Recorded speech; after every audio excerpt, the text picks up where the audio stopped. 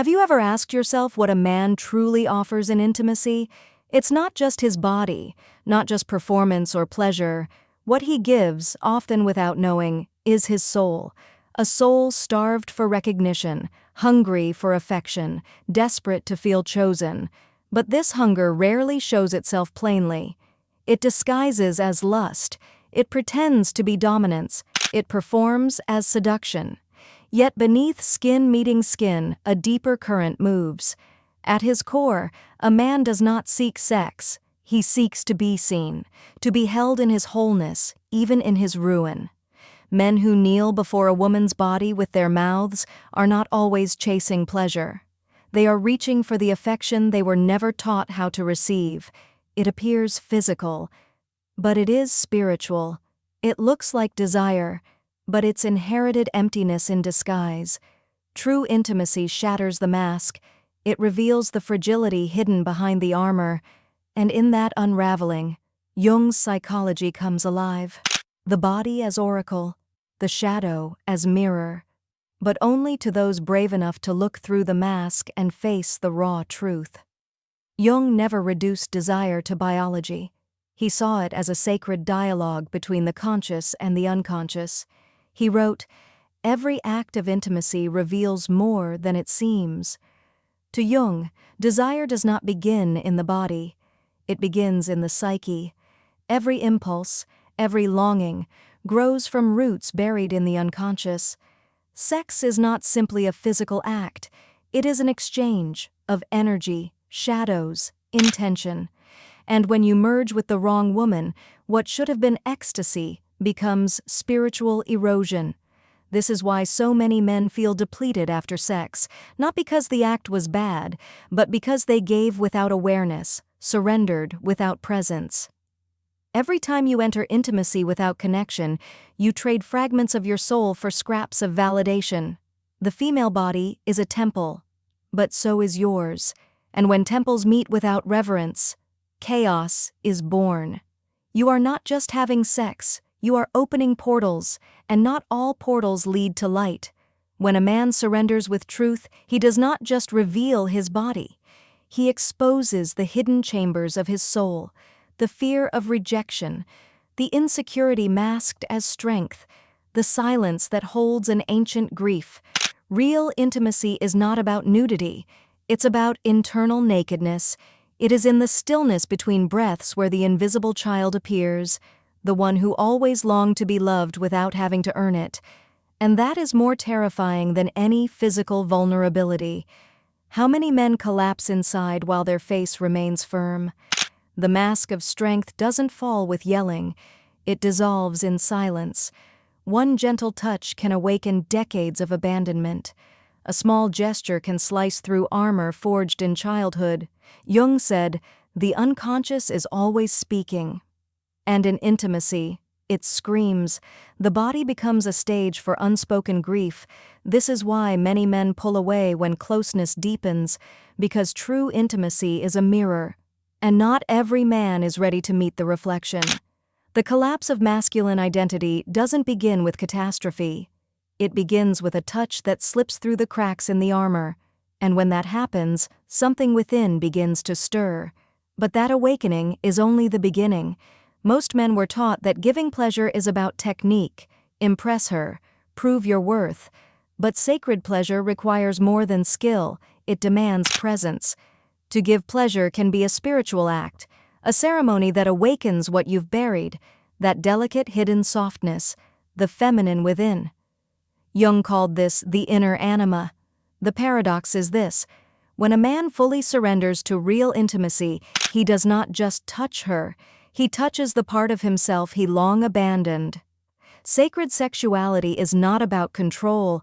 It is about presence so deep that it breaks the performance, where the body becomes an oracle and the mask slips away. And in that ritual, something ancient reawakens, something no technique can fake.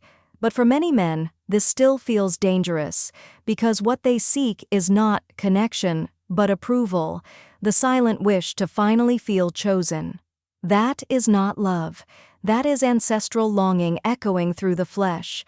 And when you chase that hunger externally, you offer yourself in pieces, hoping someone will make you whole. But no one can give you what you refuse to give yourself. The man who bends himself into kindness, who becomes overly available, endlessly patient, is not loving. He is begging through performance. Excessive kindness is often just pain pretending to be virtue, and then the projection begins. He expects her to save him from the emptiness he won't face. But no one can rescue a man from a self he hasn't met. Jung once wrote, "What you do not make conscious will appear in your life as fate." This is why so many men repeat the same cycles. Not because they choose wrong, but because their shadow is choosing for them. The shadow, your exiled pain, drives you when you don't look inward. That's why intimacy can feel like a trap, not because the other is broken, but because your wounds are still bleeding. He approaches with confidence, but inside he's collapsing, looking to another to patch a soul torn by silence. In this battle, the body becomes a fortress or a bridge, depending on whether you see emotional nakedness as threat or healing. The shadow is not what you hate, it's what you hide.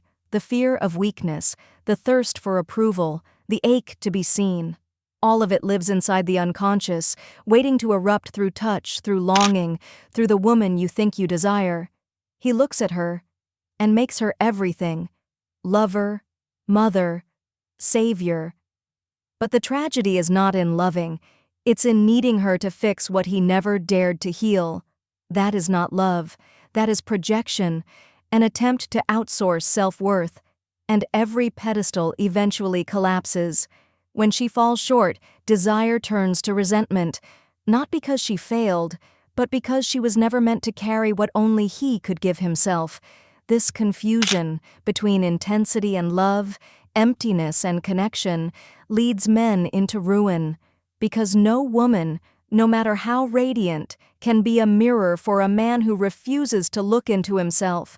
The mirror is internal, and it takes uncommon courage to face what stares back. Most men spend their lives craving validation, a compliment, a soft look, anything to confirm they are enough.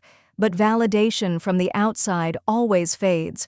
Only self-recognition lasts. Healing begins the moment a man no longer begs to be chosen, when he chooses himself, not in ego but in soul. Self-awareness isn't theory. It is a daily ritual of looking inward, listening in silence, facing the ache instead of fleeing it. And it is there, beneath the armor, where awakening begins, when sex stops being performance and becomes truth. When desire emerges not from lack, but from fullness. When your body is no longer a battleground, but a bridge. This is when sexuality becomes sacred, where the shadow becomes oracle, where silence becomes wisdom, where presence is no longer a tactic, but a homecoming. But to arrive there, a man must pass through the ruins of his ego and tear off every mask, one by one. That is where he finds his humanity. Raw, exposed, unapologetic. Not every woman deserves your body, much less your energy, because when sex is unconscious, it becomes a portal through which your life force can be drained. There are women who carry chaos, wounds unhealed, patterns unreleased. And when you fuse with that, it consumes you. You think it was just desire, but you leave emptier than when you arrived. Why? Because sex is not just physical, it is energetic. You absorb her traumas, her scars, her unconscious stories. And if you are not awake, you become contaminated. Fatigue, confusion, apathy. You don't know where it's coming from. But it came through her body. And so, you must choose wisely, energetically, spiritually, because the soul you've spent a lifetime protecting can be shattered in one unconscious moment. So ask yourself honestly, how many times did you give yourself away, thinking it was pleasure, when it was self-abandonment? Now you know, sex is not a game, it is a ritual. The body is not a tool, it is an oracle, and every intimate act either rebuilds you or destroys you. Now the choice is yours. Will you keep giving yourself to those who only want a piece of you? Or will you wait for someone who is worthy of all of you?